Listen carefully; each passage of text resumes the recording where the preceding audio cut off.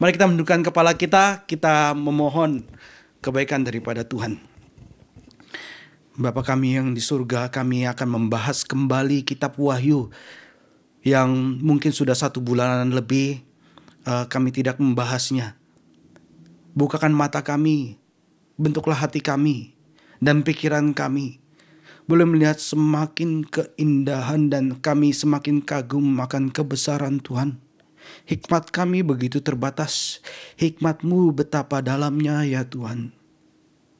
Nyatakanlah kepada kami sebagaimana Tuhan telah menyatakan kepada para gereja, para bapak-bapak gereja yang terlebih dahulu daripada kami. Bentuklah kami, tuntunlah kami. Dalam nama Tuhan kami Yesus Kristus kami berdoa dan kami memohon. Amin. Mari kita buka Wahyu 20 ayat 1 sampai 3. 1 bulan lalu kita terakhir membahas Wahyu 19. Saudara masih ingat tentang apa yang terakhir? Kristus muncul. Kristus datang. Dia menunggangi kuda putih. Ya. Yang pakaiannya telah dicelupkan dengan darahnya. Dan semua yang mengikutinya, tentu para malaikat dan juga orang kudusnya, mengenakan pakaian putih. Pakaian putih karena ya, Tuhan sendiri yang berikan kepada mereka. Dan mereka datang ketika akhir daripada zaman. Saudara masih ingat ya? Kan ada undangan pesta, perjamuan anak domba. Ayo datang ke dalam perjamuan ini gitu ya. Terus burung pun diajak makan daging ya. Tubuh daripada lawan itu ya. Memang penampakan yang begitu mengerikan pada akhir daripada sejarah. Nah sekarang kita berlanjut sekarang ke Wahyu 20 ini. Kita baca ayat 1 sampai 3 bersama-sama. 1, 2, 3. Lalu aku melihat seorang malaikat turun dari sorga, memegang anak kunci jurang maut dan suatu rantai besar di tangannya. Ia menangkap naga si ular tua itu, yaitu iblis dan setan. Dan ia mengikatnya 1000 tahun lamanya. Lalu melemparkannya ke dalam jurang maut dan menutup jurang maut itu dan memateraikannya di atasnya, supaya ia jangan lagi menyesatkan bangsa-bangsa sebelum berakhir masa 1000 tahun itu. Kemudian daripada itu ia akan dilepaskan untuk sedikit waktu lamanya. Jadi saudara, di sini ada beberapa perbedaan, tetapi perbedaan pandangan ini secara garis besar itu ada 3. Ada 3. Ketika ada perbedaan pandangan teologi di sini, jangan sampai kemudian ini membuat saudara perang-perangan satu sama lain sebagai orang Kristen. Kita semua sama-sama menantikan kedatangan Tuhan, bukan? Ngapain untuk urusan yang ini, interpretasi ini, terus kemudian saudara saling membenci, lalu pisah gereja. Atau misalkan pendeta sama jemaat beda akan pandangan ini. Terus kemudian udahlah saya gak suka dengar khotbah pendeta ini. Karena pendeta ini pemahaman eskatologinya berbeda. Berkenaan dengan 1000 tahun ini. Atau pendeta juga lihat, wah kamu jemaat ya, kamu gak ikutin saya ya mengenai pemahaman 1000 tahun ini ya, maka kamu gak boleh pelayanan ini dan itu. Maka salah besar saudara. Tetapi ketika kita tahu arti yang benar, interpretasi yang benar dari 3 ayat ini atau perikop ini akan menentukan bagaimana saudara hidup dan bagaimana saudara dipakai oleh Tuhan. Jadi walaupun ada perbedaan, tetapi kita tidak boleh membuat perbedaan ini kemudian menjadi perpecahan. Tapi kita perlu tahu perbedaannya sehingga kita boleh dipakai dengan lebih oleh Tuhan. Saudara bisa ikutin? Jadi adalah sangat penting untuk mengerti perbedaannya.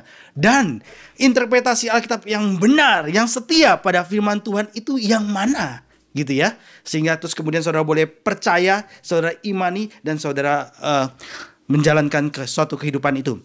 Memang ada banyak variasi, tapi secara garis besar itu ada 3 macamnya. Yaitu 1, pre-millennium. Yang kedua, post-millennium. Yang ketiga adalah amillennium. Bukan artinya A itu memang biasanya tidak ya, tidak milenium. Bukan artinya tidak ada milenium itu, tapi nanti saya akan jelaskan kemudian apa artinya amillennium itu. Jadi ada 3. Premil Premilenium artinya sebelum 1000 tahun. Dan ini punya pandangan bahwa literal 1000 tahun saklek, ya. 1000 tahun secara literal, dan ini adalah pandangan yang paling populer memang. Paling banyak orang percaya ini, ya.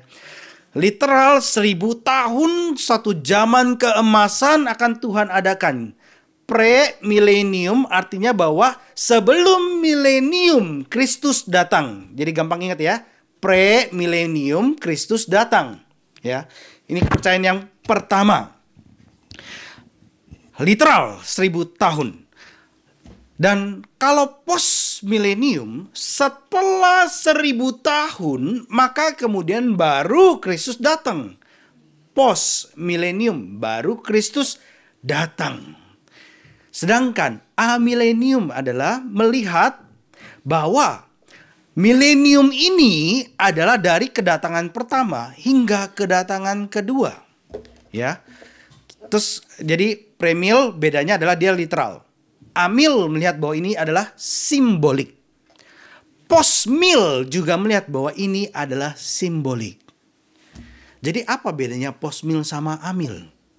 Bedanya adalah karakter mileniumnya berbeda. Kalau post milenium melihat bahwa ada era kejayaan Injil di bumi. Jadi melihat bahwa nih sekarang nih kan setelah Kristus datang, Injil disebarkan, wah gerejanya terus mengabarkan Injil, mengabarkan Injil, kemudian sampai seluruh bumi mengenal Tuhan. Nah, zaman keemasan itu dimulai. Lalu kira-kira ini simbolik juga dalam waktu yang panjang 1000 tahun itu setelah pada puncak kejayaannya Kristus datang. Nah itu postmil. Walaupun dia percaya simbolik, tapi ada suatu zaman yang nanti gitu ya, yang zaman kemasan seluruh bumi percaya Tuhan. Zaman kemasan datang, itu postmil ya. Tetapi amil percaya karakter milenium ini adalah zaman gereja, yaitu kedatangan Tuhan pertama dan yang kedua. Ini adalah zaman milenium. Di zaman ini adalah zaman yang penuh pergumulan hingga akhirnya nanti. Ya, berbedanya di sana. Lalu perbedaan antara postmil sama amil adalah perkembangan dunia. Postmil melihat bahwa dunia ini semakin lama semakin baik, semakin lama semakin baik. Tapi kemudian ketika lihat ada perang dunia, ternyata ada hal yang kayak begini ya gitu ya. Jadi nggak bisa ngelihat segala sesuatu itu optimis. Sedangkan amil melihat tetap ada percampuran antara gandum dan lalang dalam dunia ini. Walaupun kita terus bekerja mengabarkan Injil, tapi selalu ada gandum dan lalang. Sampai akhirnya realis, memang ada kabar baik, tetapi ada kejahatan. Lihat kedua-duanya ini dengan jelas, dengan mata terbuka. Ya, satunya lagi, kalau kita lihat dari peran gereja, saudara, postmil melihat bahwa transformasi secara global itu bisa terjadi melalui Injil. Sedangkan amil tetap setia walaupun di tengah tantangan dan pergumulan. Terus gereja mengabarkan Injil, walaupun kesulitan, walaupun ada pertentangan. Misalkan ya, yang datang jemaat cuma 5 orang. Karena di wilayah itu ditekan oleh pemerintah sehingga dia harus bersembunyi di bawah tanah misalkan ya. Tetap setia di tengah tantangan dan pergumulan. Lalu berkenan dengan kedatangan Kristus. Postmil itu percaya setelah kemenangan Injil dan pada puncaknya Kristus datang.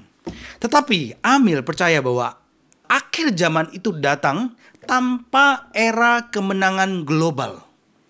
Walaupun seluruh dunia dalam satu waktu yang sama percaya kepada Tuhan, tapi Kristus datang, gitu ya. Jadi bisa ikutin ya. Nah, jadi postmil percaya dunia itu semakin baik, sementara amil percaya bahwa dunia akan tetap bercampur antara baik dan jahat hingga Kristus datang. Nah, saudara perlu diingat, sangat tidak dibenarkan kalau karena masalah 1000 tahun ini terjadi perpecahan yang mendalam antara orang-orang percaya. Padahal semuanya menantikan kedatangan Kristus kembali. Tetapi isu-isu ini sangat penting untuk kita bahas dan kita mengerti, karena beda teologi mempengaruhi bagaimana kita hidup dan dipakai oleh Tuhan. Oke, sekarang kita masuk ke Wahyu 20 ayat 1. Kita lihat ya, ayat 1 dan ayat yang kedua. Ini Yohanes melihat seorang malaikat turun dari surga, memegang anak kunci jurang maut. Anak kunci itu apa sih? Mungkin kita sudah nggak ngerti apa itu anak kunci. Itu key. Bahasa Inggris mungkin lebih mengerti, karena kita taunya gembok. Jadi kalau kunci itu bukan kunci loh. Kunci itu gembok loh. Sedangkan yang key itu adalah anak kunci loh. Jadi kunci itu bukan kunci loh. Kunci itu gemboknya loh. Yang bukanya itu anak kuncinya loh. Ya. Ya, anak kunci ya. Memegang anak kunci jurang maut dan suatu rantai besar di tangannya. Ia menangkap naga si ular tua itu, yaitu iblis dan setan, dan ia mengikatnya 1000 tahun lamanya. Saudara, Wahyu 20 ini adalah gambaran simbolis dari seluruh zaman gereja. Zaman gereja yaitu kapan? Kedatangan pertama sampai kedatangan yang kedua. Ya, boleh munculkan PowerPoint-nya. Ini adalah movement of characters. Jadi setelah semua tokoh-tokoh dimunculkan dari kitab Wahyu berurutan gitu ya. Terus lagi. Ya, setelah dimunculkan tokoh-tokohnya, termasuk yang antagonisnya yang warna merah, dimunculkan satu persatu kan ya. Nah, sekarang kemudian dari pasal 18 diturunkan satu-satu dari panggung sejarah. Satu-satu kayaknya ada penghakimannya, kita sudah lihat ya, sudah bahas ya. Kemudian di pasal 19 yang terakhir di tahun lalu ya. Itu adalah binatang buas dan nabi-nabinya kan ya. Itu yang di pasal 19 sampai ayat yang ke-21. Dan kemudian yang diturunkan berikutnya adalah si naga itu sendiri yang muncul yang pertama kali di pasal 12. Itu yang kita baca di pasal 20 ini. Ya, saudara bisa lihat ya, jangan ditutup. Jadi setelah tokoh-tokoh antagonis dimunculkan satu persatu, sekarang mereka diturunkan satu persatu. Babel, si pelacur besar, binatang buas dan nabi palsunya. Dan di pasal 20 yaitu si naga merah padam yang besar, yaitu iblis. Dan ini saudara, bukan kronologis. Saya akan jelaskan kemudian. Tetapi di sini disusun secara topikal. Misalkan ya, di 19 akhir itu Kristus muncul kan ya. Membasmi musuh-musuhnya dan membuangnya kan ya ke dalam perapian kan ya. Binatang buas dan nabinya kan ya. Tapi kalau pasal 20 kemudian balik lagi gitu ya. Kok balik lagi? Karena ini bukan kronologikal, disusun secara topikal. Dimulai lagi, balik lagi. Nanti akhir dari 20 ini ketika ada peperangan, nah itu ketemu itu di situ. Gitu ya. Jadi pasal 19 begitu. Terus kemudian pasal 20 begini, nah ini ketemu peperangannya di sini, gitu ya. Jadi suatu peristiwa yang sama sebenarnya. Misal kita buka sama-sama Wahyu 19 ayat 15. Jadi periode ini menggambarkan periode sejarah yang sama dan bukan periode yang berurutan. Jadi saudara nggak usah menantikan bahwa setelah binatang buas lalu sebentar lagi iblisnya, enggak, karena itu bersamaan ya. Kita buka Wahyu 19 ayat 15, ini yang bulan lalu kan, yang tahun lalu ya. Ayat 15, dan dari mulutnya keluarlah sebilah pedang tajam yang memukul segala bangsa. Ini kan dari mulutnya Kristus ya. Dan ia akan menggembalakan mereka dengan gada besi, dan ia akan memeras anggur dalam kilangan anggur, yaitu kegeraman murka Allah yang maha kuasa. Dan kita lihat Wahyu 20 ayat 3. Wahyu 20 ayat 3 yang hari ini tadi ya. Lalu melemparkan ke dalam jurang maut dan menutup jurang maut itu dan memateraikannya di atasnya supaya ia jangan lagi menyesatkan bangsa-bangsa sebelum berakhir masa 1000 tahun itu. Kemudian daripada itu ia akan dilepaskan untuk sedikit waktu lamanya. Dan ayat 3 ini saudara, kalau saudara lihat, tadi kan bangsa-bangsa sudah dihakimi ya. Bangsa-bangsa di bawah Kristus. Sekarang di ayat ketiga pasal 20 ini muncul lagi bangsa-bangsa. Ngerti kan ya? Ini menyatakan bahwa masih ada bangsa-bangsa di Wahyu 20. Padahal 19 tadi sudah selesai. Tapi sekarang kok muncul lagi ada bangsa-bangsa ya. Padahal sebelumnya Kristus telah datang untuk menghukum yang harusnya bangsa-bangsa sudah tidak ada lagi. Ngerti ya? Kenapa sekarang Wahyu 20 ini bukanlah kronologis, tetapi topikal, disusun oleh Wahyu. oleh Yohanes. Nah, kemudian saudara, orang-orang dikumpulkan untuk peperangan terakhir kan ya, dalam Wahyu 20 nanti ayat 7 sampai 10. Nanti beberapa minggu yang akan datang, minggu depan dan minggu depan kita akan membahas ini. Ini adalah peperangan yang sama dalam Wahyu 19 ayat 17 sampai 21. Yang terakhir yang kita bahas kitab Wahyu, itu peperangan yang sama. Ada di dalam kitab Wahyu 19 dan Wahyu 20. Peperangan yang sama. Jadi Yohanes mundur lagi, baru kemudian maju lagi. Begitu ya. Peperangan yang sama. Bangsa-bangsa berkumpul di akhir sejarah untuk berperang melawan Tuhan dan orang-orang kudusnya. Tetapi saat Kristus datang, kemudian mereka akan dihancurkan oleh api. Dan yang menarik saudara, kedua kisah peperangan dalam Wahyu 19 dan Wahyu 20 ini adalah peperangan yang sama dari perjanjian lama, yaitu Yehezkiel 39. Yehezkiel 39. Peperangan di Wahyu 19 itu adalah dari Yehezkiel 39 ayat 17 sampai 18. Dan peperangan di Wahyu 20 itu adalah juga dari Yehezkiel 39 ayat 1 sampai 5. Dan Yehezkiel 39 itu adalah peperangan yang sama, tapi dibagi oleh Yohanes menjadi dua peperangan di Wahyu 19 dan Wahyu 20. Jadi sebagaimana Yehezkiel 39 itu adalah peperangan yang sama. Peperangan di Wahyu 19 itu bukanlah dilanjutkan dengan peperangan Wahyu 20. Tetapi keduanya adalah peperangan yang sama.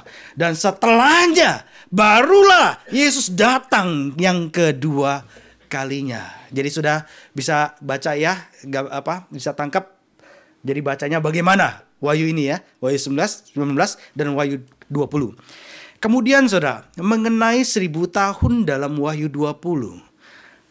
Angka-angka misalkan 7, 1000, 10, 144.000, 12 gitu ya. Itu adalah simbolik. Simbolik. Kemudian naga. Itu simbolik gak? Apakah benar-benar akan lihat naga itu datang? Wah, ada patung naga nih. Ini iblis nih. Tolak, hancurin. Apakah seperti itu? Literal seperti itu? Atau kita tahu bahwa itu simbolik daripada sesuatu yang ada di belakangnya? Simbolik. Itu kan gambaran kan, naga itu apa? Siapa kan ya? Jadi naga itu pun simbolik, angka simbolik, binatang buas apakah benar-benar akan muncul kayak Godzilla gitu, gitu ya, tapi penampakannya seperti domba misalkan, nggak seperti itu kan? Ini semua simbolik. Jadi 1000 tahun di sini pun juga adalah simbolik. Artinya adalah waktu yang panjang, tetapi pasti. Di mana pekerjaan Injil telah diselesaikan. Bahkan ini seperti kubus ya, 10 kali 10 kali 10 ya. Ukurannya sama semua. Sesuatu yang panjang tapi pasti, di mana pekerjaan Injil telah diselesaikan 1000 tahun. Nah, premill dan postmill sama-sama melihat bahwa pengikatan iblis dalam Wahyu 20 ayat 1 sampai 3 ini bukanlah seluruh zaman gereja. Makanya ini yang berbeda dengan Amil. Mereka melihat adalah suatu periode yang bukan zaman gereja. Sekali lagi ya. Jadi mereka lihat nanti 1000 tahun yang akan datang. Entah setelah Yesus datang atau sebelum Yesus datang. Dan oleh sebab itu mereka sama-sama menantikan zaman keemasan ini 1000 tahun. Baik secara literal maupun simbolik sebagaimana yang dipercaya postmill. Sebenarnya 1000 tahun itu bukanlah nanti tetapi sedang berlangsung. Dan ini punya dampak yang berbeda. Teologi beda, kehidupan berbeda. Langkah hidup saudara berbeda. Jalan yang hidup, pilihan-pilihan hidup saudara berbeda. Nah, ini artinya saudara, 2000 tahun yang lalu ini sudah berlangsung. Sampai kedatangan Kristus yang kedua kali nanti. Zaman 1000 tahun ini telah berlangsung. Injil masih bisa tersebar. Gereja masih bisa bertumbuh. Itu karena iblis telah diikat. Ada orang yang bisa percaya. Itu karena iblis telah diikat. Dan itu karena Kristus di kedatangan pertama telah menaklukkannya dengan kematian, dengan kebangkitan, dengan kenaikannya ke surga, saudara. Dan sebagai orang Kristen, kita mungkin tidak sadar akan pengaruh kedatangan Yesus yang pertama. Kedatangan Kristus yang pertama betul-betul menegakkan kerajaan Allah di bumi ini. Mendirikan, menegakkan, menggenapi kerajaan Allah di bumi ini. Sebagaimana minggu lalu yang sudah saya sampaikan. Dalam perjanjian lama, Tuhan memanggil Abraham dari Ur Kasdim untuk keluar dari tanahnya, kemudian menuju tanah Kanaan. Dan kemudian membawa keselamatan terutama kepada bangsa Israel, kepada bangsa Yahudi. Dan penyebaran Injil kepada bangsa-bangsa lain itu belum terjadi, hanya dijanjikan. Ingat ya, hanya dijanjikan ya, bahwa semua bangsa akan mendapatkan berkat dari kamu, melalui dari satu keturunan gitu ya. Kemudian Paulus katakan bahwa itu nggak bisa keturunan-keturunan, itu Kristus gitu ya. Dan ini belum pernah terjadi sampai ketika Kristus datang, baru Injil ini tersebar ke bangsa-bangsa. Saudara lihat, baru dimulai. Kenapa? Karena iblis telah diikat. Sebelum iblis diikat, tetap hanya untuk milik orang Israel. Semua bangsa pada saat itu sampai Kristus datang, kecuali bangsa Yahudi, diikat dalam kegelapan oleh iblis. Paulus sendiri katakan dalam Kisah Para Rasul 14 ayat 16, dalam zaman yang lampau Allah membiarkan semua bangsa menuruti jalannya masing-masing. Tetapi saudara, ketika Kristus datang, Yohanes katakan, terang yang sesungguhnya yang menerangi setiap orang sedang datang ke dalam dunia. Dan kitab-kitab nabinya mengatakan, hati yang keras jadi hati yang lembut. Hukum yang dituliskan batu sekarang dalam hati. Kedatangan Kristus, saudara, menyebabkan kabar baik keluar sampai ke setiap benua dan bangsa-bangsa yang sebelumnya dikuasai oleh iblis. Yang buta rohani dan penuh dengan kejahatan sekarang boleh dinyatakan oleh terang firman Tuhan. 1000 tahun adalah zaman gereja. 1000 tahun adalah zaman Injil. Pengaruh iblis di bumi saat ini dibatasi. Gambarannya adalah dengan pengikatan iblis. Iblis diikat, iblis dimateraikan. Dan orang-orang Kristen perlu bertambah, saudara, lewat penginjilan dan kelahiran. Orang-orang perlu semakin mengenal siapakah Kristus. Makanya kenapa Pak Tung sangat mendorong KKR regional. Kalau enggak, bagaimana kehidupan orang Kristen sekalipun? Kita diam saja, asal menghadirkan, akan datang ke gereja minggu, beribadah, selesai pulang. Minggu datang lagi gereja, terus pulang. Terus datangnya ke gereja juga karena takut kutukan lagi. Bukan karena mengucap syukur kepada Tuhan. Saya bersyukur kepada Tuhan yang telah menyelamatkan saya. Maka saya sekarang datang membawa persembahan syukur saya. Membawa hidup saya kepada Tuhan. Dengan hati yang seperti itu kan yang sebenarnya yang Tuhan inginkan. Sehingga ketika melayani Tuhan juga melayani dengan ucapan syukur kepada Tuhan. Tapi banyak orang Kristen yang juga datang, kalau saya nggak ke gereja, aduh nanti saya kena kutuk nih oleh Tuhan nih. Semoga kalau saudara punya pengertian seperti ini, kiranya Tuhan berikan anugerah dan belas kasihan. Saudara punya konsep yang baru, yaitu saya datang karena ucapan syukur kepada Tuhan. Beda, sikap hati berbeda. Ya, karena makanya Patung kenapa dorong KKR regional, Kapin, TKN, penginjilan pribadi perlu terus dilakukan selagi iblis masih diikat. Kemarin di seminar launching buku Institutio, Pendeta Benjamin Intan katakan bahwa Indonesia itu rekor dunia dalam hal membakar gereja. Ingat saudara, 1.500 gereja yang telah dibakar. Itu rekor Indonesia. Orang Kristen tidak dipanggil untuk membalas dengan membakar kembali, saudara. Orang Kristen terpanggil untuk mengabarkan kabar baik. Fokus kita bukan ngebakar kembali. Fokus kita mengabarkan Injil. Sehingga mereka yang belum kenal Tuhan boleh kenal Tuhan. Beroleh keselamatan ketika mereka percaya kepada Yesus. Itu yang menjadi fokus kita. Bukan membalas mereka. Saudara, peperangan di Timur Tengah itu tidak akan pernah berhenti kecuali kasih yang sejati itu dinyatakan di tengah-tengah sana. Kecuali kasih yang sejati, maka peperangan akan terus ada. Saudara, iblis diikat itu bukan artinya iblis diikat dalam segala sesuatu atau secara fisik. Dia diikat dengan rantai dan kemudian dia dipenjara. Saudara, ketika mendengar iblis diikat, maka kemudian biasanya saudara akan dipikir, oh dia di dalam penjara, dia terantai, dia nggak bisa ngapa-ngapain, dia di sana, gitu ya. Karena pengertian literal, physical. Ketika dikatakan iblis diikat, ini bukan physical. Memang dia tidak lagi bisa menghalangi orang untuk percaya kepada Yesus. Memang. Sehingga kita bisa lihat di mana-mana sekarang ada gereja yang bertumbuh. Ada orang-orang yang percaya yang Tuhan tambahkan kemudian. Injil sampai kepada bangsa-bangsa. Dan tipuan yang iblis lakukan itu tidak selamanya efektif. Selama ini efektif. Selalu menipu. Dulu iblis kalau taruh botol bir di depan seseorang. Atau memunculkan pornografi yang tidak diduga. Atau hal-hal yang memikat dan menguasai hati seseorang. Dan orang itu pasti akan masuk ke dalam tangan dan cengkraman iblis. Langsung aja dikasih. Langsung orang itu gitu ya. Langsung di dalam cengkraman iblis. Iblis begitu mudahnya memprediksi langkah setiap orang yang diberada kuasa tangannya. Tetapi sekarang ada orang-orang yang tidak tertipu olehnya. Dan berkuasa bahkan atasnya, karena kuasa itu diberikan daripada Tuhan. Karena orang-orang tersebut telah mendengar Injil. Kabar baik.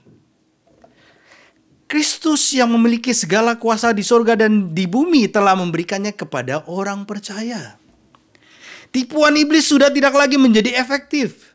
Orang-orang percaya, gerejanya di zaman 1000 tahun ini, simbolik, zaman Injil ini, diberikan kuasa untuk pergi, untuk merebut, atau bahasa Tuhan Yesus adalah merampas bangsa-bangsa bagi Yesus Kristus. Mari kita lihat apa yang Tuhan Yesus katakan dalam Matius 12 ayat 28 sampai 29. Matius 12 ayat 28 sampai 29. Ini ketika Tuhan Yesus mengusir setan. Matius 12 ayat 28 sampai 29. Tetapi jika aku mengusir setan dengan kuasa Roh Allah, maka sesungguhnya kerajaan Allah sudah datang kepadamu. Ya, terus kemudian 29, atau bagaimanakah orang dapat memasuki rumah seorang yang kuat dan merampas harta bendanya apabila tidak diikatnya dahulu orang kuat itu? Sesudah diikatnya, barulah dapat ia merampok rumah itu. Jadi di sini Tuhan Yesus sedang memposisikan dirinya sebagai perampok ya. Jadi dibalik ya. Jadi orang yang kuat itu siapa? Iblis. Diikat dulu baru kemudian bisa dikuasai gitu kan ya. Karena kan Tuhan Yesus mengusir setan ya. Nah, Tuhan Yesus katakan di sini. Dan kata mengikat di Matius ini sama dengan Wahyu 20 ayat 2. Yaitu bahasa Yunaninya deo. Sama. Diikat. Iblis diikat. Ya. Dan kemudian perampasan rumah iblis ini adalah bicara keselamatan orang-orang berdosa melalui Injil. Kabar baik diberitakan. Orang yang tadi dikuasai oleh iblis, sekarang iblis sudah tidak bisa menguasai dia lagi. Karena iblis itu sudah diikat. Ibrani 2 ayat 14 sampai 15, karena anak-anak itu adalah anak-anak dari darah dan daging, maka ia juga sama menjadi, ia itu Kristus, Kristus juga menjadi sama dengan mereka dan mendapat bagian dalam keadaan mereka, supaya oleh kematiannya ia memusnahkan dia, yaitu iblis. Jadi lewat kematiannya iblis dimusnahkan ya. Yang berkuasa atas maut ayat 15. Dan supaya dengan jalan demikian ia membebaskan mereka yang seumur hidupnya berada dalam perhambaan oleh karena takutnya kepada maut. Jadi orang yang diikat, orang yang dikuasai oleh iblis sekarang Tuhan bebaskan. Dan iblis ini sekarang diikat. Lihat ya. Kemudian Kolose 2 ayat 14 sampai 15. Kita baca bersama-sama. Kolose 2 ayat 14 dan 15. 1, 2, 3. Dengan penghapusan surat hutang yang oleh ketentuan-ketentuan hukum mendakwa dan mengancam kita. Dan itu ditiadakannya dengan memakukannya pada kayu salib. Ia telah melucuti pemerintah-pemerintah dan penguasa-penguasa dan menjadikan mereka tontonan umum dalam kemenangannya atas mereka. Dan kemudian ayat-ayat firman Tuhan yang lain dalam kitab-kitab yang lain juga semuanya itu jelas bicara tentang pelucutan kuasa iblis melalui kematian, kebangkitan, dan kenaikan Kristus. Sehingga sekarang Injil bisa disebarkan melalui gerejanya. Saya berharap saudara sekarang tidak meremehkan pekabaran Injil. Begitu besar bobotnya. Dan Tuhan percayakan kepada siapa? Gereja. Saudara, walaupun iblis telah diikat, pekerjaannya tetap masih berlanjut. Dia masih membutakan pikiran orang-orang yang tidak percaya. 2 Korintus 4:4 mengatakan. Dia mengembara seperti singa yang mengaum-ngaum. 1 Petrus 5:8. Dan sekarang sedang bekerja di antara anak-anak durhaka. Efesus 2:2. Setan tetap masih menjadi musuh yang mengerikan dan aktif. Tetapi ketika gereja bermisi, gereja bersaksi, iblis digambarkan sebagai yang dilemparkan keluar. Sebagai yang jatuh, dilemparkan ke bawah. Sebagai yang dimusnahkan. Sebagai yang dilucuti ketika gerejanya bermisi dan bersaksi. Ini semua istilah ini sejalan dengan bahasa dari Wahyu 20 ayat 1 sampai 3. Dan ini berhubungan dengan kedatangan Yesus Kristus yang pertama. Iblis dikekang sehingga pekerjaan misi dan gereja yang bersaksi di antara bangsa-bangsa semakin diperluas. Simon Kistemaker mengatakan, sejak kenaikan Yesus, iblis tidak dapat menghentikan perkembangan Injil keselamatan. Ia telah diikat dan tidak memiliki kuasa. Sementara bangsa-bangsa di seluruh dunia telah menerima kabar sukacita Injil bahkan sampai ke Indonesia, sampai ke Jepang. Dan kita terus masih mengerjakannya hingga saat ini. Dan mari kita baca kembali Wahyu 20 ayat 2. Wahyu 20 ayat 2, kita baca bersama-sama. Perhatikan gelar yang diberikan kepada iblis. 1, 2, 3. Ia menangkap naga, si ular tua itu, yaitu iblis dan setan. Ya, ada 4 gelar. Mengapa iblis harus dibelenggu selama zaman Injil? Selama 1000 tahun kenapa iblis harus dibelenggu? Karena dia adalah naga. Saudara ingat dalam Wahyu 12 itu ceritanya tentang apa? Yohanes menyampaikan kepada kita berkenan dengan apa? Ya, bahwa naga ini dia ngapain? Mencoba membinasakan Mesias bahkan sebelum kelahirannya. Wahyu 12 ayat 4. Dan naga itu dicegah agar tidak membinasakan gereja yang bersaksi. Saudara bisa ingat-ingat kembali ya khotbah-khotbah yang dulu ya. Jadi naga itu dari mulutnya keluar air, wah gitu ya, untuk membinasakan gereja Tuhan ya, perempuan ya. Itu adalah gereja Tuhan. Dan kemudian dalam Kejadian ketiga, saudara ingat di Kejadian 3 itu ada seekor binatang itu seperti apa? Memang ular sih ya. Dan di sini digambarkan ular tua, ya sudah tua memang. Umurnya lebih daripada manusia yang pernah hidup, pernah ada. Bahkan daripada orang tua pertama kita. Dia, si ular tua, berhasil memperdaya orang tua kita yang pertama ke dalam dosa. Dan dia akan terus menyesatkan bangsa-bangsa kalau dia tidak dikekang. Tapi saat ini dikekang. Lalu dia adalah iblis yang artinya adalah musuh besar umat Tuhan. Dia adalah setan yang mendakwa umat Tuhan siang dan malam di hadapan Allah kita. Wahyu 12 ayat 9 sampai 10. Naga atau si ular tua atau iblis atau setan itu haruslah dikekang agar Injil dapat berkembang. Tapi saudara, pengikatan iblis ini tidak selama-lamanya. Karena setelah masa 1000 tahun, dia akan dilepaskan untuk sementara waktu. Paulus katakan bahwa pemberontakan akan muncul terlebih dahulu. Dan manusia durhaka itu akan dinyatakan. 2 Tesalonika 2 ayat 3. Paulus dengan jelas mengatakan bahwa masa kesengsaraan besar yang terakhir ini, yang ditandai dengan tipu daya iblis yang jahat, 2 Tesalonika 2 ayat 10 katakan, terjadi di akhir zaman, sebelum kedatangan Yesus kembali. Setelah masa durhaka ini, kesengsaraan besar ini terjadi, setelahnya barulah Kristus datang kedua kali.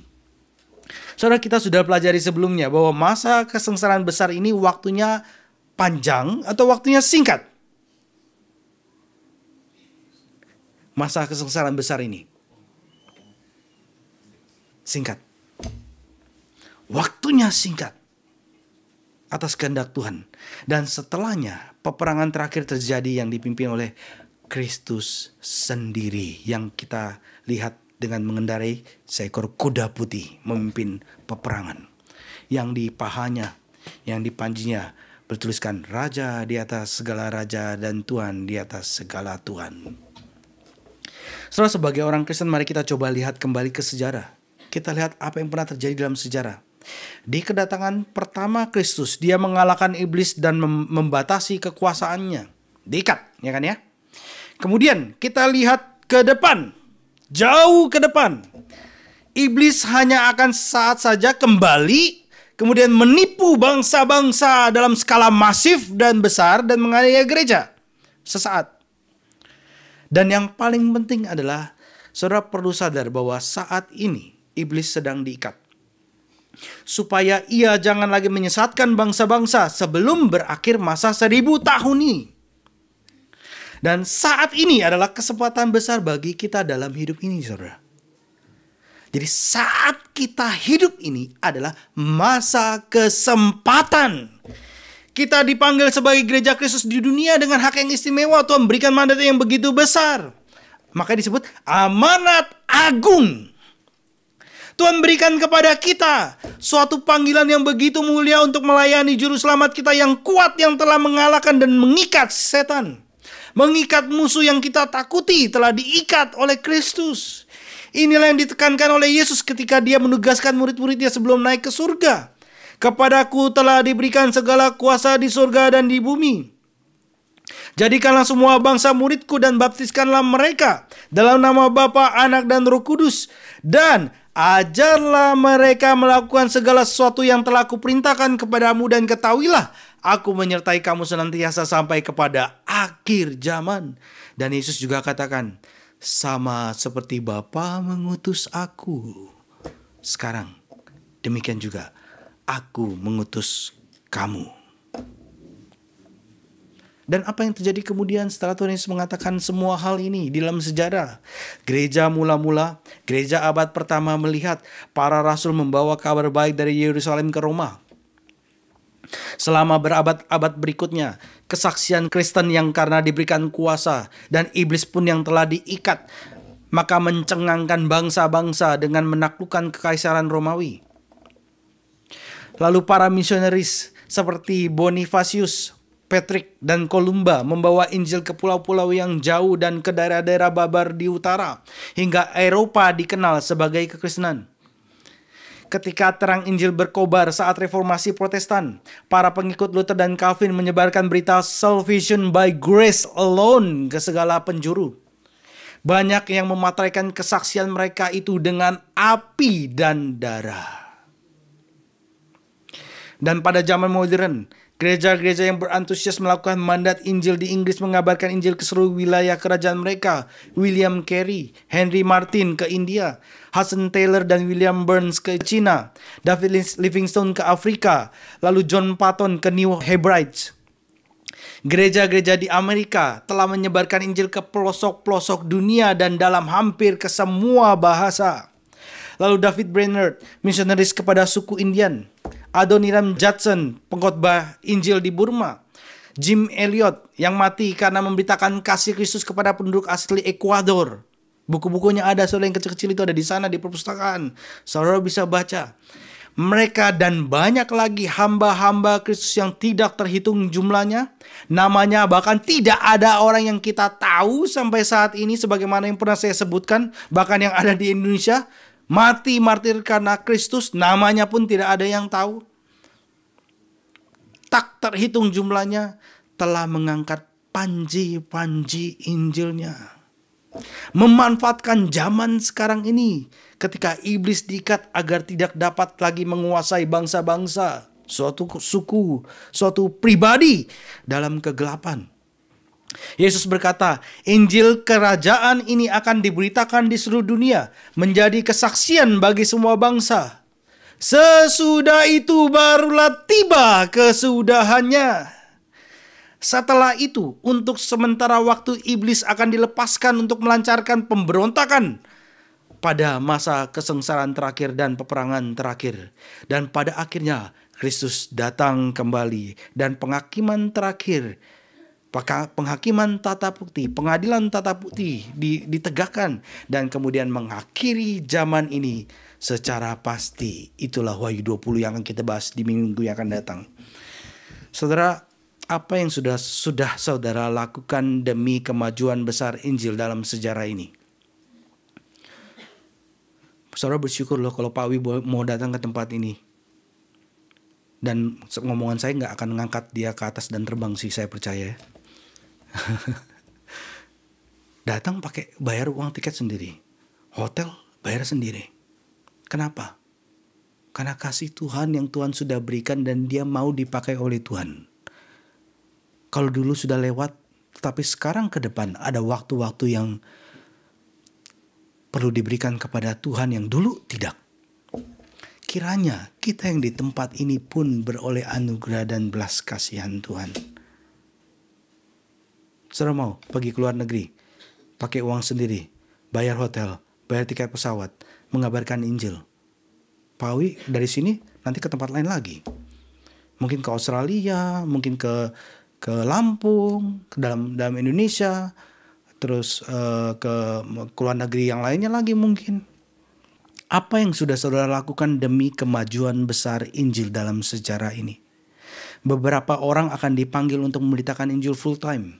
Beberapa orang akan membawa Injil itu ke negeri-negeri yang baru, yang Kristen masih sedikit, masih di bawah 1%. Tetapi kita semua dipanggil untuk melakukan pekabaran Injil di dalam gereja lokal. Ketika Tuhan tempatkan saudara, persatukan saudara kepada gereja lokal, saudara dipanggil untuk mengabarkan Injil. Dan dua perintah besar dari Kristus. Pertama adalah perintah kasih. Saling mengasihilah kamu satu dengan yang lainnya.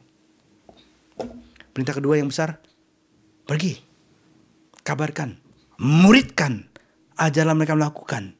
Dan ketahuilah, aku menyertai sampai kepada kesudahan zaman, akhir zaman. Apakah saudara sudah melakukannya? Berpartisipasi dalam event-event gereja dan misi, persekutuan doa, LCS, PA-PA, KTB, OSG, seminar-seminar. Undang mereka yang belum percaya kepada Yesus. Berikan kesaksian pribadi saudara akan anugerah Yesus yang telah diberikan kepada saudara, yang menyelamatkan saudara dan terus mengubah saudara hingga saat ini. Berikan kesaksian pribadi saudara akan anugerah Yesus yang menyelamatkan, yang mengubah saudara. Sama-sama kita buka Roma 12 ayat 11 dan kita jadikan ayat hafalan kita untuk minggu depan. Roma 12 ayat 11. Hafalkan ya. Untuk minggu depan kita sama-sama ucapkan. 1, 2, 3. Roma 12 ayat 11. Janganlah hendaknya kerajinanmu kendor. Biarlah rohmu menyala-nyala dan layanilah Tuhan. Sekali lagi 1, 2, 3. Roma 12 ayat 11. Janganlah hendaknya kerajinanmu kendor. Biarlah rohmu menyala-nyala dan layanilah Tuhan. Apakah saudara sudah melakukannya? Apakah kehidupan saudara penuh dengan antusias dan bergairah dalam mengerjakan pekerjaan Tuhan, termasuk dalam keseharian saudara? Studi, pekerjaan. Ketika saudara ketemu dengan pohon misalkan, saudara meneliti pohon itu, apakah dengan penuh takut akan Tuhan dan antusias? Jangan-jangan orang Kristen lebih gak berantusias dibanding dengan orang-orang Jepang yang lainnya. Padahal orang Kristen harusnya lebih berantusias karena kita tahu kepada siapa, untuk siapa kita melakukan semuanya ini. Dan Tuhan bicara apa mengenai pohon itu, yang adalah ciptaannya yang baik, di mana Tuhan menempatkan untuk kita mengusahakan dan mengolahnya Dan Tuhan mau kita terus memperluaskan sehingga kemuliaan Tuhan terpancar. Apakah saudara sudah melakukannya? Apakah kehidupan saudara penuh antusias atau penuh dengan kebosanan? Senin sampai Jumat, pagi makan sebentar, pergi kerja, naik kereta, terus siang lunch, habis itu kerja lagi, handphone pun nggak boleh diangkat. Itu zamannya saya sih ya. Terus sampai jam 5, kadang harus kerja lembur sampai jam 8, kadang juga sampai jam 11, pulang udah capek, aduh ada anak-anak, aduh jangan ganggu saya deh, saya mau tidur dulu. Terus besok pagi bangun lagi, terus makan pagi, pergi kerja, terus makan siang makan lagi, terus kerja lagi sebentar, terus pulang lagi, terus nganti lagi padat-padat dalam kereta gitu ya. Terus kadang dengar orang teriak di sana, gitu ya, karena protes, kadang ada konslet gitu ya, psikologisnya gitu ya, kita ngeliat sana sini, gitu. Lama-lama kita juga, kita jadi orang yang kayak gini, ngikutin, gitu ya, kayak orang yang begitu kaku, gitu, ngikut di dalam keteraturan, teratur sih baik sih gitu ya, tetapi hidup di dalam suatu siklus yang mengurung kita. Tuhan mau kita melihat untuk apa kita ada. Ketika kita mengalami keseharian seperti itu, untuk apa kita ada?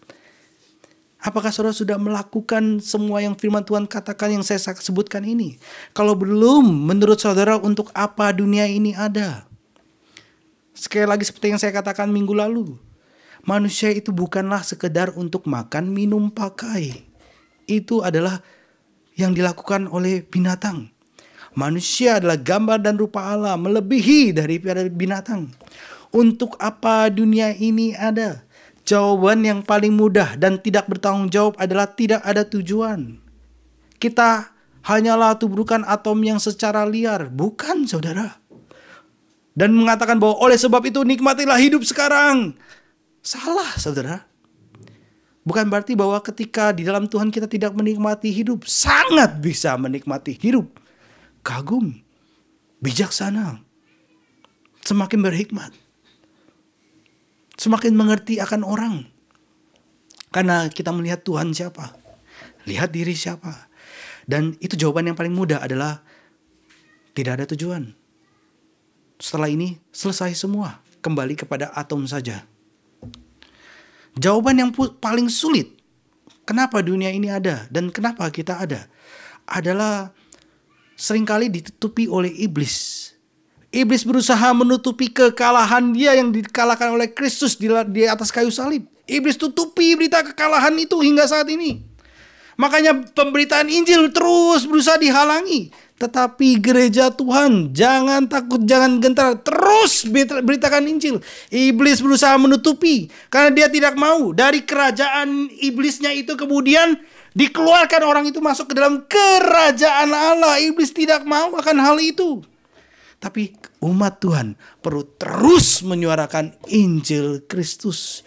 Jawaban yang paling sulit kenapa dunia itu ada, karena ada Tuhan di mana kita harus memberikan pertanggungjawaban kepadanya, dan keselamatan telah diberikan, dan tugas kita adalah mengabarkan Injil Tuhan itu. Amanat agung Tuhan sudah berikan, dan kita hidup dalam panggilan akan Tuhan ini. Saudara, berita iblis telah kalah ditutupi dengan tipu dayanya. Tetapi iblis tidak berdaya karena Injilnya menembus kegelapan. Karena iblis sudah diikat. Injil Yesus percayakan kepada masing-masing kita untuk kita layani dalam kehidupan ini. Ketika dia datang kembali, kita mendapatkan kehormatan untuk mempersembahkan kepada dia hasil kerja kita. Dia katakan dalam perumpamaan beberapa kali, bukan? Seperti yang Yesus katakan, setiap hamba yang baik akan memberikan hasilnya. Hamba yang jahat akan mengatakan, Tuhan jahat, Tuhan gak ngerjain apa-apa, nyuruh saya kerja aja gitu ya. Sehingga dia tidak mengerjakan apa-apa. Bermalasan. Terus lihat diri saya susah, saya nggak punya ini, nggak punya itu gitu ya. Pak Awi di pesan doa mengatakan, lihat kepada satu jarinya yang hilang. Protes terus satu jarinya yang hilang. Sedangkan ada orang yang 9 jarinya hilang, tapi dia bersyukur kepada Tuhan masih diberikan 1 jari. Setiap Kristen yang sejati akan memberikan hasilnya. Baik entah itu 10 mina, entah itu 5 mina. Dan kepada hamba yang bekerja dengan setia, Yesus berkata, baik sekali perbuatanmu itu, hai hambaku yang baik. Saudara, kalau mengingat semua yang telah Yesus lakukan bagi kita, mati untuk dosa-dosa kita, dan bangkit untuk keselamatan kita. Dan kalau kita mengingat semua yang telah Dia lakukan untuk Injil di zaman ini, dengan mengikat iblis selagi kita menjadi saksinya, mengabarkan anugerahnya yang menyelamatkan, maka adalah hal yang terkecil yang bisa kita lakukan adalah memberikan segalanya untuk Injil.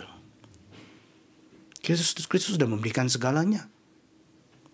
Memberikan hidup untuk Injil adalah hal yang terkecil yang bisa kita lakukan. Hingga akhirnya tiba dan orang-orang berdosa tidak akan diselamatkan lagi. Karena iblis kemudian dilepaskan untuk sementara waktu.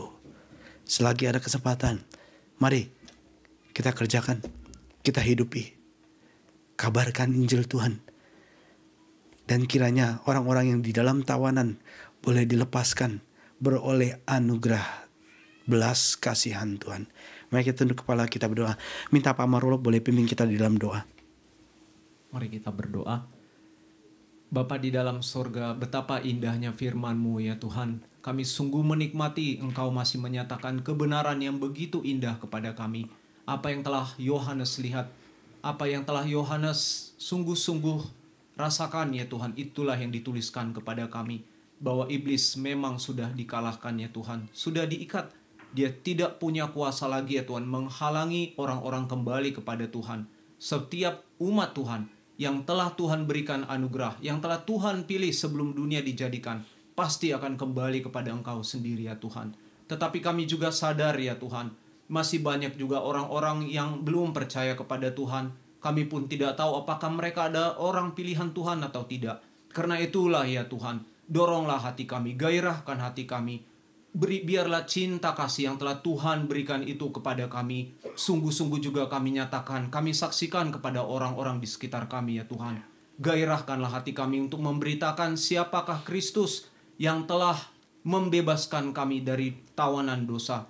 Yang telah membawa kami beriman kepada Tuhan. Yang telah mencurahkan darahnya, memberikan dagingnya terkoyak-koyak, supaya kami orang-orang berdosa ini yang tadinya hidup dalam penghakiman, yang tadinya pun ditawan oleh iblis telah dilepaskan.